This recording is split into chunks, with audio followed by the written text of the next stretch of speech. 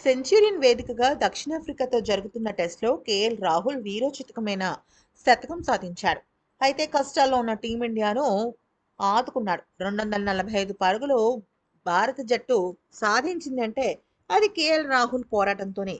అయితే సెంచరీ సాధించిన అనంతరం కేఎల్ రాహుల్ మాట్లాడుతూ తన పైన వస్తున్న అబద్ధపు మాటలను అలాగే వెనకాల జరుగుతున్న కుట్ర విషయంలో మొత్తం పూర్తిగా వివరించాడు.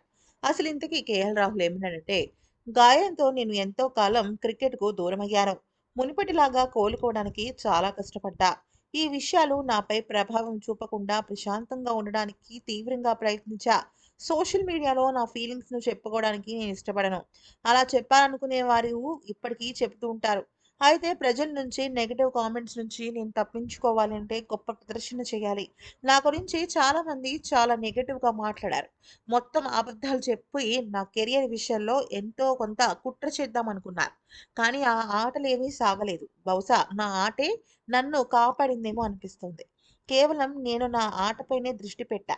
బయట విషయాలు పట్టించుకోకపోవడమే చాలా మంచిది. ఇంటర్నేషనల్ క్రికెట్ ఆడే ప్లేయర్‌కు ప్రతిరోజు, ప్రతి క్షణం సవాలే. ఇక సోషల్ మీడియాలో విపరీతమైన ఒత్తిడి ఉంది. ఈరోజు నన్ను పొగుడుతారు, 3, 4 నెలల క్రితం తిట్టారు. ఇదంతా ఆటలో భాగమే. అయితే విమర్శలు నాపై ప్రభావం చూపవని నేను ఇప్పటికీ చెప్తున్నాను. కానీ ఈ విషయాలకు దూరంగా ఉండటమే మంచిదని నాకనిపిస్తోంది. ఎంతవరకు తీసుకోవాలనే స్పష్టత ఉంటే మెరుగ్గా రాణించొచ్చు అంటూ చెప్పుకొచ్చాడు.